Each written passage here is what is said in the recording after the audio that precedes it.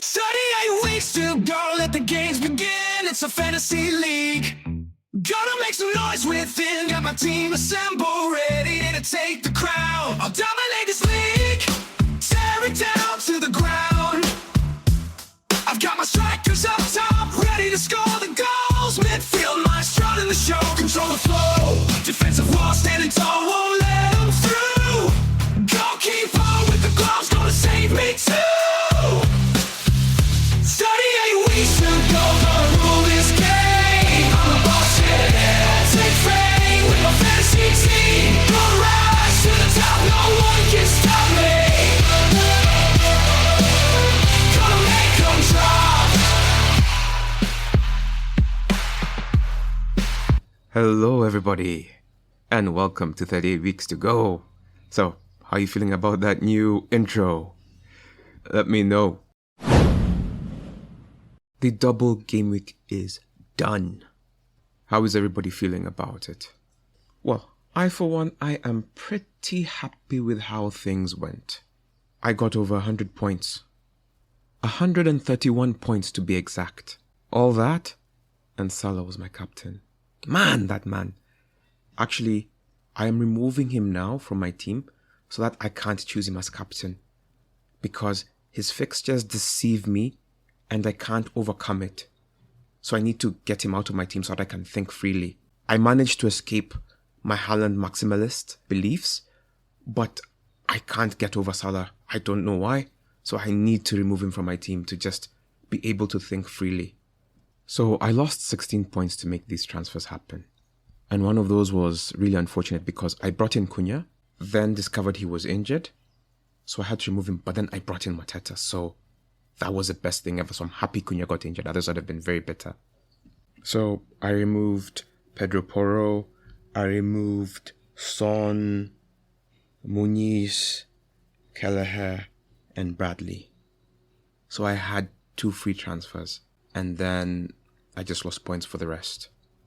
I brought in Mateta, Eze, Henderson, and Trent Alexander-Arnold, and one more, Senesi. And those players brought me a total of 64 points, so that was transfers that were worth it, I guess. Mateta on his own was better than the whole free hit that I used the other week. I'm telling you, fantasy is so humbling. You think you figured it out, and then bam, nothing. There were 6 clean sheets, and Arsenal and Everton got 4 of those. Yes, Arsenal and Everton. Everton got 2 clean sheets. Against Nottingham Forest, that one was kind of expected, like I had said, but against Liverpool, that was surprising.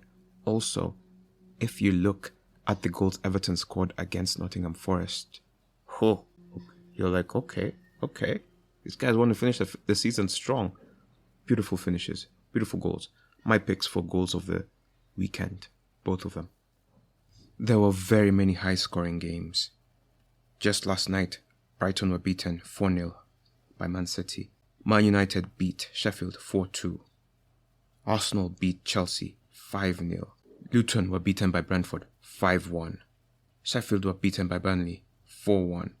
But the highest scoring game of the weekend was Crystal Palace 5, West Ham 2. For the whole season, I've been telling you guys that Crystal Palace are at their best when they have both Eze and Olise available.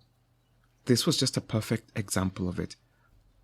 My big unpopular opinion this week is that if these guys had been fit for most of the season, Roy Hodgson would still have his job, because that's all Crystal Palace needs, these 2 guys to be available. They have a new manager, and he's getting a lot out of them. I won't lie, I was hopeful when I picked Mateta and Eze. I didn't know Olise was available at the time, but I just thought, if anything, like I said in the preview, if anything's going to happen from this team, it's going to be Mateta, Eze, and I think I said Ayew or something like that. And when I brought in my Crystal Palace players, I was targeting the Newcastle game because Newcastle have been horrible away from home. So I was counting on that game. That's why I brought in even the goalkeeper. I thought West Ham, it could be a high-scoring game, but I thought 2-2, 1-1. I just thought they would concede. But I was confident about Newcastle. Crystal Palace just came out of the gates and just ran these guys off the pitch. Maybe having lost to Leverkusen over the 2 ties had an impact on maybe West Ham's fitness, but Crystal Palace were the better team by far. They were just so quick, so dynamic, so much more energized than West Ham were. West Ham was sloppy, slow, unfocused, and this game came maybe a day or two too early for them. The goals that they considered weren't that complicated. They were goals, just lack of concentration, lack of effort from the defense. However, the worst goal of the game was the own goal from Henderson. If you haven't seen it, it's painful. It's the kind that if you lose 1-0, you might even sell the keeper. Mateta scored 2 goals. Eze 1, Olise 1. The assists came from Anderson, Eze, Hughes, Mateta, and Olise. You can just see how Mateta, Olise, Eze contributed everything to this game. And it was reflected in the bonus. Mateta 3, Olise 2, Eze 1. In the preview episode, I spoke about how Liverpool had a shaky record away at Goodison Park against Everton. And this was just proof that sometimes history knows what it's talking about. Everton 2, Liverpool 0 was the most disappointing game of the weekend, mainly because Salah was most of our captains, and also because this has probably ruled them out of the title race. It was fun for a 3-legged horse race for the title, but now it's just Man City, Arsenal. Those two are playing so well right now, it's so hard to imagine them slipping up. Branthwaite and DCL, Dominic Calvert-Lewin, scored the goals for Everton. And they kept 2 clean sheets. When I was talking about choosing Everton players, I was just really telling you guys to focus on the defense. And over the season, I've just been saying, it's very hard to pick out who will score, but they can defend. And they only win when they defend well. I know it sounds cliche, but it's particularly true for Everton. This was a great double game week. And so what I'm going to do is I'm going to read out the top players who got over 10 points in each category. But I'm going to start, as usual, with the top performer of the week. So, the top performers of this game week were Mateta, number 1, with 29 points. White from Arsenal, with 26 points. Odegaard and Branthwaite were tied for 3 and 4 with 20 points. And then rounding up the top 5 is Pickford and Fernandes, who both got 18 points. Fernandes only had 1 game. Very impressive. The top goalkeeping performance came from Everton's goalkeeper, Pickford, who had 18 points. Raya from Arsenal was second with 16. Bournemouth's keeper, Travers, who played 1 game because Neto got injured in the first one, he had 9. Muric and Edison were tied fourth and 5th with 7. When it comes to defenders, I'm going to read everybody who got over 10 points. Ben White, number 1, 26. Branthwaite, 20. Saliba, 14. Assignon and Walker, 14. Tarkowski, 13. Gabriel and Maguire, 12. Anderson, 11.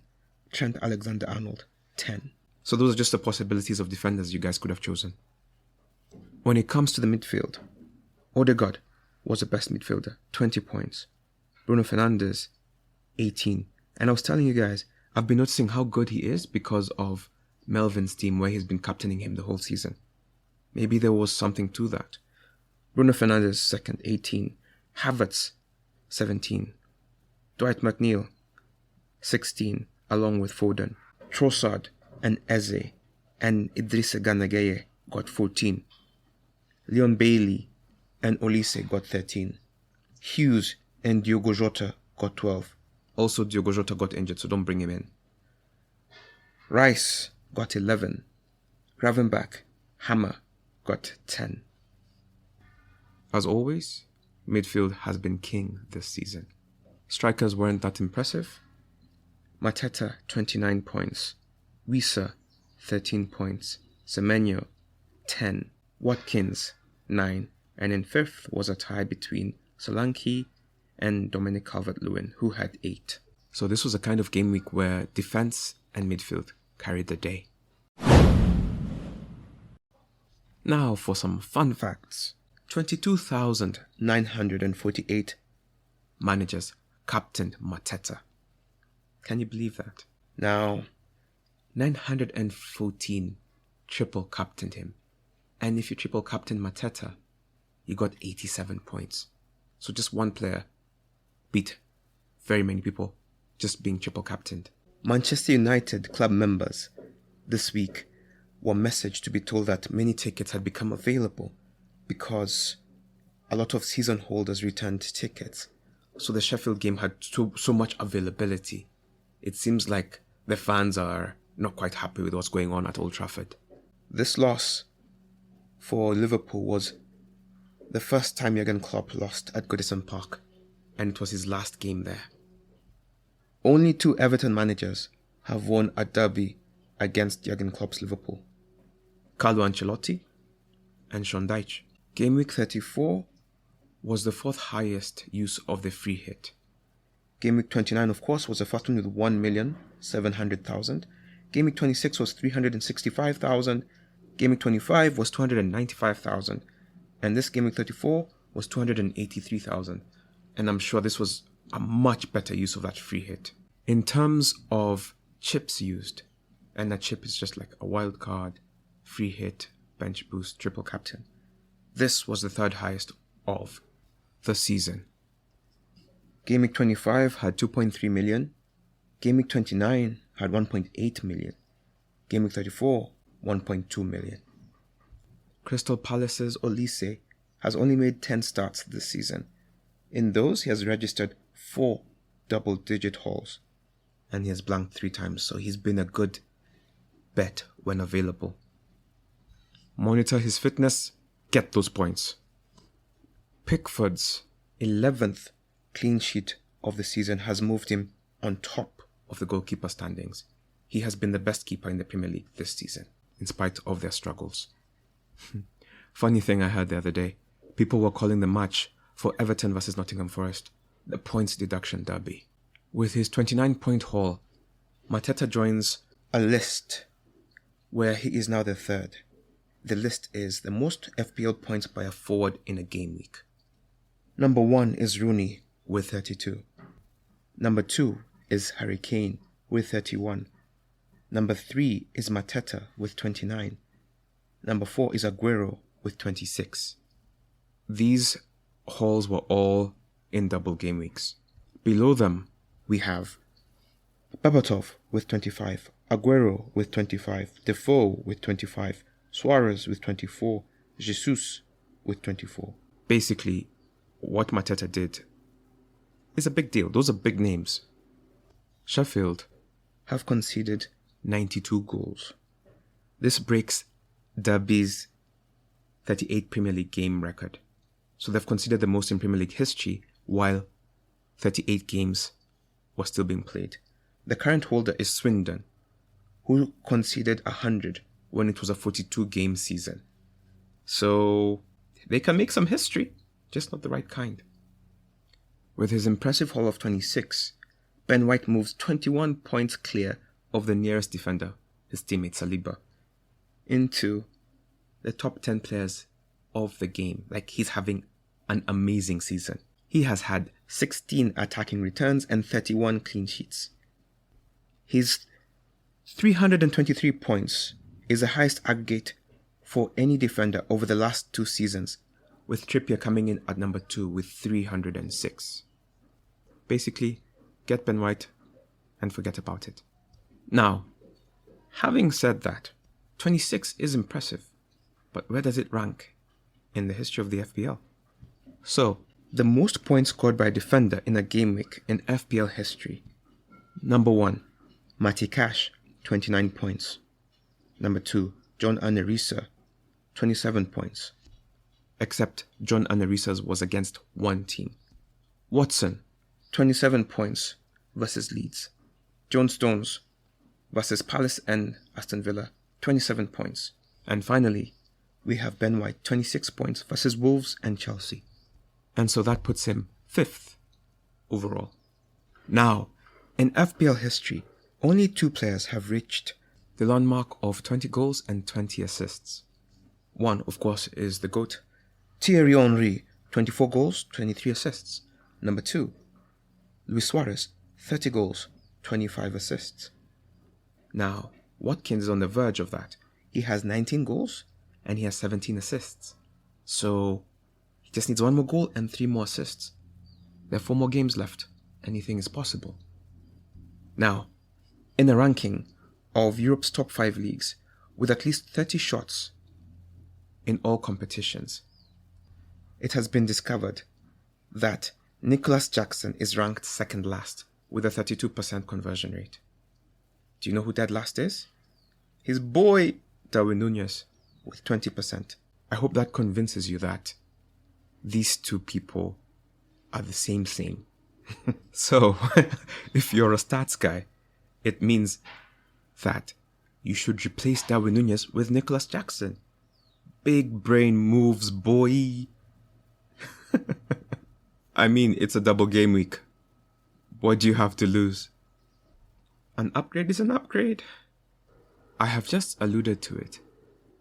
But Ollie Watkins is having an amazing season. He currently has a haul of 217 points. There are 4 games left to go. The top performing forwards of all time are in the high 200s. The list looks like this. Suarez, 295. He's a top performing striker of all time. Haaland last season, 272. Imagine, as amazing as he was 23 points behind Luis Suarez. That's amazing. Number 3 is Thierry Henry, 271 points. And then number 3 and 4 are Robin van Persie, 269, 262. Kane has 242, Henry has 242, Drogba has 242. Ollie Watkins is currently sitting on 217. With 4 games left to go, where will he finish? A fun stat, just to complement the other thing I was saying about Jackson and Suarez. And Núñez. Mateta in Gameweek 34, 16 points. Núñez in the last 5 game weeks, 16 points. This next stat may or may not surprise you. Number 1 most captain player this week was Salah. Mo Salah. Captained by 86.77%. So, all of us sheep made the wrong decision. Now, number 2 was Bukayo Saka, who was 6.57. That's low, but quite impressive. 6. That's how much belief people had in Salah. Anyway. And then number 3 was Eze, with 2.4%. So if you chose somebody else, you guys really went against the crowd. Well done. You were probably correct. Before this game week, Mo Salah had gone 45 game weeks without consecutive blanks, meaning that if he had a blank this week, he would score or assist in the next one. So that has been broken. In the recent game against Chelsea, Arsenal hammered them 5-0, yeah? And as you know, Havertz scored 2 goals. Chelsea, their social media team is super petty. So their social media team presented the scores like this. Trossard, 1-0. Ben White, 2-0. Arsenal score again. Arsenal score again. Ben White, 5-0. They completely refused to mention Havertz. For this incoming game week, the 5 most protein players are Isak, Son, Bruno Fernandes, Foden, and Gordon. The top transfers out for this game week: Salah, not surprising, Haaland, Darwin Núñez, Saka, and Luis Diaz. So as you can see, people are losing their faith in Liverpool players.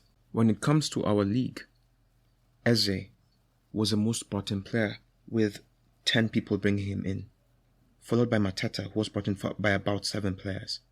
Virgil van Dijk was number 3 with about 8. Solanke with 7. Saka, Darwin Núñez, White, Saliba, and Salah. and Henderson were brought in by about 3 or 4 players. Most transferred people out was all the Tottenham players, I guess. Son, number 1 with over 10 people selling him, followed by Pedro Porro, and then Haaland. You guys who got rid of Haaland, well done. And then of course Bradley because he got injured. The average for the game week was 76 points. Can you believe that? 76. That must be the highest yet. So the average for the game week was 76 points. So if you got 76 and above, well done. The highest of the week got 219 points. You heard me correctly. 219 points. I will post his team in the Instagram page, so just check it out and you'll see it for yourself. But the most interesting thing is that up until last night, it was somebody else who had 216 points. That man had triple captained Mateta. This 219 points was gotten courtesy of a bench boost, probably the best use of a bench boost ever. So he had Pickford, 18 points. Tarkowski and Young, 7 and 13 points. Gomez from Liverpool, 2 points. Salah, 3 points. Fernandes, he had him, 18 points. He had Kai Havertz as his captain. Good choice, 34 points. Then he had Eze, 14 points. Mateta, 29. Watkins, 9. Solanke, 8. On the bench, this must be the highest bench ever. Raya, 16 points. Ben White, 26 points. Mitchell, 6 points. Foden, 16 points. And it's Foden last night which took him over the other guy who has 216 points. In fact, I think I'll put up both of those teams just so that you can see the difference. There's so many ways to play fantasy, guys. This will just be a good example of that. When it comes to our table, man, you have to give it up for our boy Tommy. He has been killing it of late. I think he was the highest last week and a week or two ago before that. He finished with 135 points. Well done to you, sir. Second was me with 131 points. Bench boost was really great for me. Then we had Mato, who had 128 points. And then Peter Dennis, who had 125 points. And then Why Are You Running, who had 122 points. Sorry, just before him, Kimel Mutinda, who had 123 points. Fun fact, 11 of 25 people got over 100 points in our table. Well done, guys. This is a serious league. The average for our league was 94 points. Can you believe that? 94 points was the average of our league. We were roughly 18 points above the global average. So we are doing very well. Looking at Tommy's team, at the back, he had Raya, 16, Ben White, 26, Branthwaite, 20, Walker, 14, Garnacho, 5, Foden, 16, Saka, 9, Kudus, 2, Solanke, who was his captain, 16, Isak, 2, Watkins, 9. And he didn't use a bench boost or anything like that. Can you believe that? That's just his starting 5. I mean, that's his starting 5. Starting 11. Well done. And he only used 1 transfer. If you listened to his interview in the past, he said he believed in his team. He doesn't believe in Haaland. Everything he said is still true about his team. And it's quite interesting to see how people think about their fantasy team. So just listen back. That interview was a good one. I'm going to talk to him and figure him out. We're going to talk again in this coming week. There's just no time today because there's only one day between today and the game week. But we will talk next week. This guy deserves an interview just to make up for the 3 game weeks. He's been amazing. At the top of our table, we have a new leader.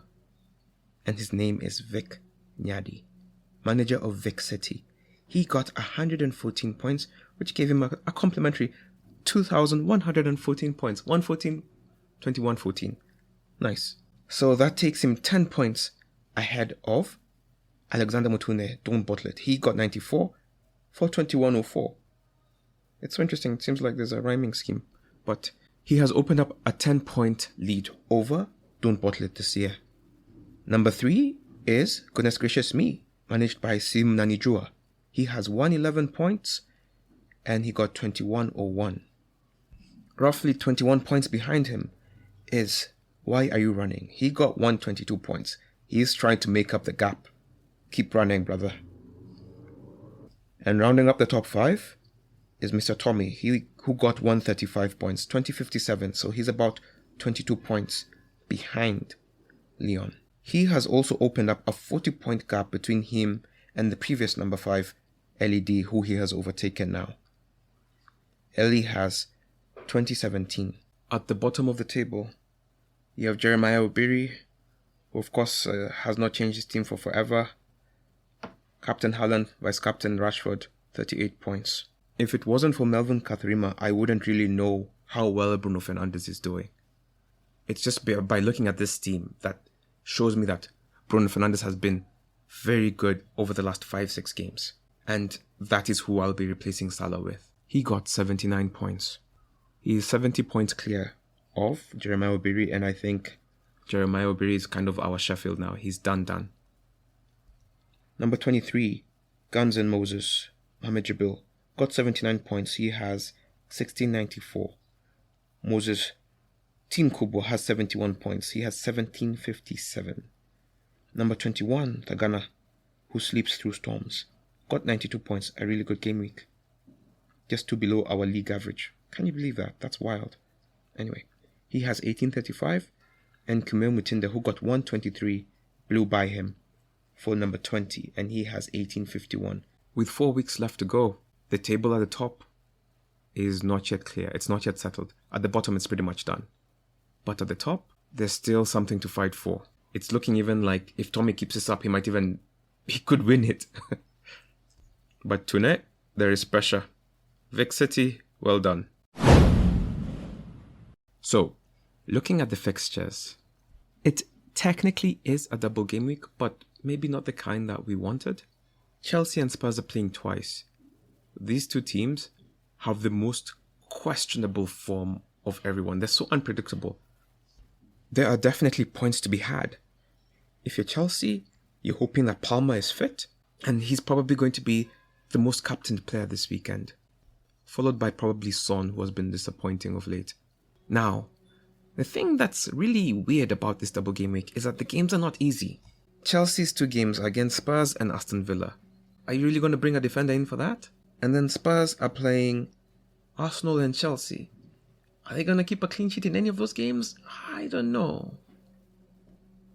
So, it's not the typical game week we're looking for, but it's the one we have. Kicking off our game week will be West Ham versus Liverpool. It's the early kickoff at 2:30 lunchtime. In the Premier League, in their most recent encounters, Liverpool have won 4 out of their 5 games. Liverpool, in theory, are favourites for this game, but given their form, I wouldn't quite be so sure about it. There will be goals, but will they win? I don't know. West Ham, we hope they will have rested enough now that they're out of Europe. Maybe they can muster up something and prove to be a challenge for Liverpool. Both teams are not in great form. They've both lost 3 of their last 5 games. And so, to be honest, you can convince me that any one of these teams can beat each other. But I would still give the edge to Liverpool. Just not to Salah. West Ham haven't kept a clean sheet in 8 games, so they will be gotten at. And they give away penalties. So, actually, this might be the game to have Salah, since he only seems to be scoring from penalties of late. That is some food for thought. The last time Liverpool scored a non-penalty goal, Trent and Gravenberch and Jota were the guys who scored. Jota has since gotten injured. He got injured against Fulham and he's out. So there is likely to be a penalty, so I would say Salah still, Trent, and maybe Luis Diaz. For West Ham, I would say Antonio, Paqueta, Ward-Prowse. Fulham versus Crystal Palace. In their 5 recent encounters, they have 3 draws and a win apiece. So it's fairly balanced. But if you're to go by form, Crystal Palace have won their last 3 games, while Fulham have only won 1 of their last 3 games. Palace are undefeated in 3. Mateta is on a high. This is the right time to have them. If you're choosing Crystal Palace players, you know the drill. Olise, Paqueta, Mateta, and Eze. If you're going to choose Fulham players, Muniz scores at home, so him, and then they could have a read, and he will be. If you want to go into the back, you know you have their goalkeeper, and you have either Robinson or Castagne. And Pereira, who should never be forgotten when talking about Fulham. Man United versus Burnley. Man United are a team that are unpredictable. The only thing I can tell is that I don't expect a clean sheet from them. I mean, 3-3 with Coventry, they almost lost that game. Sheffield 4-2, it was dicey for a bit. Burnley, you'd think that this would be a walkover, but I mean, it should be. It really should be, but it isn't straightforward. In their last 5 games against them, Man U have won 4 and drawn 1. They are favourites for this fixture. Their most repeated outcome in this game is 3-1. In the last encounter, Fernandes is the one who scored. I think I'll be trading Salah for him. I was looking at the scorers in their last 5 fixtures, and the scorers are quite fascinating. Just listen to this. 1-0, Fernandes. 2-0, Eriksen and Rashford. 1-1, Pogba. 3-1, McTominay, me, Ronaldo. 3-1, Greenwood and Cavani. I just thought it was interesting. Anyway, so if you're choosing a Man United player, Garnacho, Fernandes. That's it. Don't even. And if you have to, Højlund. Burnley, Arsignon, Odegaard, Lyle Foster. Just choose one of those 3. And Brun Larsen, of course. Man U haven't kept a clean sheet in 7 matches, so don't bother. Then, what's this? Burnley haven't kept one in 17 matches, so there are going to be goals in this one. Newcastle versus Sheffield United. The last time these two teams met, it was 8-0. So I think I'm going to be bringing Isak into my team, because I know him and Gordon are just going to go wild. In fact, my captain might come from this fixture. Sheffield might concede at 100 goals in this game. Newcastle obviously have a better head-to-head record and should be favourites to win this game. They're at home. They tend to perform well at home. Gordon tends to perform well at home. So for all of you guys who have your Fabian Schär, this is a game for him, and this is a game for Gordon, and this is a game for Isak. Those 3. If you're choosing more than that, you can't. You just can't. If you're choosing Sheffield to somehow recover their pride for this fixture, Brereton Diaz, McBurney, McAtee. Newcastle are unbeaten at home in their last 6 fixtures. Sheffield have not won a game in 10 matches. They haven't kept a clean sheet in 15 matches. Horrible form. Wolves versus Luton.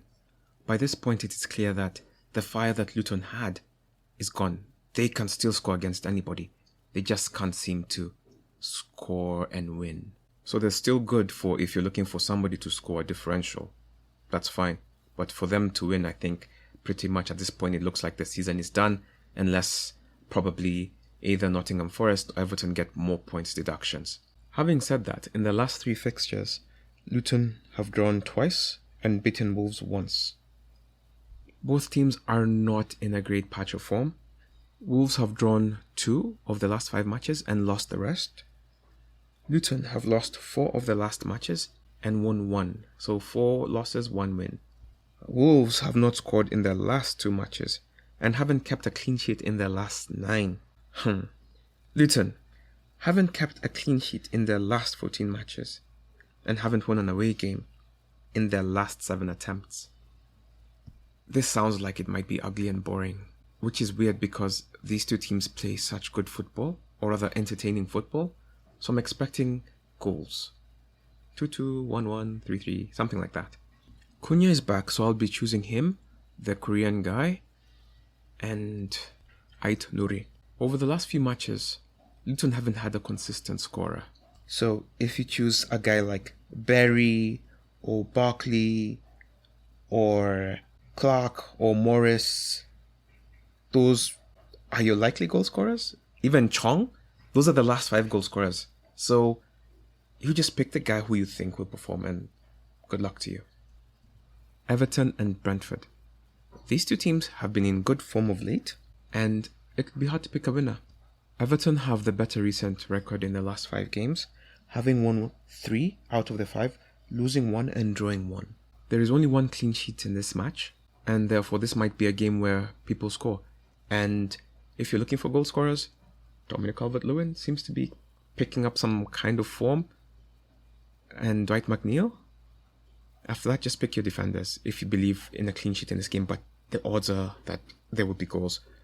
Wissa, Reguilon, and maybe Mbumo would be my top 3 players to choose from Brentford. Just remember, Brentford haven't lost in the last 5 matches, so that may say that this could be a draw. Don't write either team off in this fixture. Aston Villa versus Chelsea. Aston Villa are favourites for this fixture. That goes without saying. In the Premier League, Aston Villa have won their 3 most recent fixtures and lost their older 2. Does that make sense? Like if you're counting backwards. Aston Villa have won the last 3 games and then lost the 2 games before them. So they have the better recent record. Although in the FA Cup, Chelsea knocked them out, which was surprising, and well done. If you're going to choose an Aston Villa player, you know that it is Watkins, then maybe Leon Bailey and Diaby. If you want, you can get into like Douglas Luiz, but those should be your top 3. When it comes to Chelsea, after Palmer, it's really dealer's choice. I would not get a defender from Chelsea. Even if they're playing twice, you'll just get 1-1. There's really no point in that. So after that, maybe you gamble on Nicholas Jackson and maybe Conor Gallagher. Maybe Madueke, maybe Sterling. It's really whatever you want. But after Palmer, it really becomes messy. Fun fact, if Palmer wasn't playing in Chelsea, they would be in the relegation scrap right now. Of course, that's not quite true, but you know what I mean. If you take away his points. The funniest thing about this fixture is that it totally wouldn't surprise me if Chelsea won, because Chelsea are just Jekyll and Hyde. They can totally hammer this team 4-0, but they could also lose 7-1. In terms of recent form, Aston Villa out of 5 have won 3, lost 1 and drawn 1. That's great. Chelsea have lost 2, won 2, drawn 1. So they're both in relatively positive form. But I think Aston Villa has a slight edge, and they're better managed. Aston Villa are at home and they're unbeaten in their last 5 games, and they've scored 11 in their last 5 matches. So when they score, they tend to score more than 1. Chelsea will be looking for penalties. They haven't scored in their last 2 matches. So it's going to be a tough one. In Palmer we trust, right? Captain? Bournemouth play Brighton on Sunday. Brighton have just fizzled off. They've just quietly disappeared. Nobody really thinks about them. They're just there mid-table doing their thing. They're not great, they're not bad, they're just meh. Looking at Brighton's last 5 games, 3 losses, 2 draws. Meh. Bournemouth, 2 wins, 2 losses, 1 draw. They're in better form. Bournemouth have been a good team this season. Maybe even the surprise team of the season. If you're choosing players from Bournemouth, Solanke, Semenyo, Kluivert. And then after that, it's choose your own, if you have preferred Bournemouth players, because there are many to choose from. For Brighton, they really have Gross, Welbeck, Adingra. Their recent head-to-head is overwhelmingly in Brighton's favour, but recent form suggests that Brighton may not have it all their way. Brighton are, however, unbeaten in 5 home games. And coincidentally, Brighton haven't won a game in 5 attempts, as you've just heard me speak. But they do have a good record against them, so who knows? Maybe they're the bogey team. The marquee game of the weekend will be the North London Derby, Arsenal versus Tottenham. In their last 5 encounters, Arsenal have won 3, lost 1, drawn 1. So they will be favourites for this game. In terms of recent form, Arsenal have won 2, lost 2, drawn 1. Tottenham have lost 2, won 2, drawn 1, so their form is comparable. Spurs have had more rest recently, so they will be fresher. They didn't play in the previous game week. So that means maybe Son, Richarlison, Kululevsky, Brennan Johnson. Those should be your favourite players. Because this is a kind of game where they need to score, but that's where the goals will be coming from, should they manage to score. From the Arsenal side, I'm going to stick with my Kai Havertz. I know people have their Sakas and their Odegaards, so you just choose whatever's working for you. You just continue with that because you know how you feel about your Arsenal players and your Arsenal defenders. I would just say Ben White is the best defender in terms of returns, so get him. Apart from that, just choose whoever you want. Now, Spurs haven't kept a clean sheet in the last 5 matches, so for you Vicario lovers, this may not be the one for having him. Arsenal are the best team in the Premier League away from home. They are number one. They have a better away record than a home record. Now, they have also kept the most clean sheets in this competition with 16. So, they are favoured in this game. They have been amazing this season. Only Man City will be able to stop them. They did stumble to Aston Villa recently, so it's possible that Spurs could cause an upset. It is not a written off fixture by any means. The final game of the game week will be Manchester City versus Nottingham Forest. As you know, Manchester City have a favourite record against pretty much everyone. So they've won 2 and drawn 1 against Nottingham Forest. If Haaland is available, he has done really well in this fixture. So has Foden. So those are the two strongest players. I don't know if Haaland is available. And if not, this is sure that Alvarez will play. So maybe Alvarez, maybe Haaland. But for sure Foden or KDB, since there's no Europe anymore. Man City have won 3 of their last 5 games and they've drawn the other 2. Nottingham Forest have won 1 out of the last 5, drawn 2 and lost 2. So they're not in bad form, but they're playing Man City, so there shouldn't really be anything for them in this game. However, if you do believe that they will get something, Morgan Gibbs-White will be the man to do anything about it. Then you have Wood, and then Callum Hudson-Odoi or Elanga. Note that I haven't mentioned the defenders because they haven't kept a clean sheet in 10 matches. Now, when it comes to looking at captain choices, what are people thinking? If you're choosing either of the double game week players, your choices are really Palmer, Son, Brennan Johnson, but I feel like choosing Son is like choosing Salah now. If fit, you know that anything good that will come out of Chelsea will come through Palmer. So really all we have to do is really monitor his fitness. So, apart from the double game week players, who else is available for captaincy? Mateta against Fulham, or Eze, or Olise depending on who you have. Bruno Fernandes against Burnley would be a great one as well. You have Newcastle versus Sheffield. Talk about a possibility for a huge differential. Isak or Gordon. Foden against Nottingham Forest could be good as well. And those are the biggest suggestions that I have. You could also go for Muniz at home. But given his recent form, that might be a bit of a stretch. And with that, thank you for listening. We'll see you on the pitch. Good luck. Bye.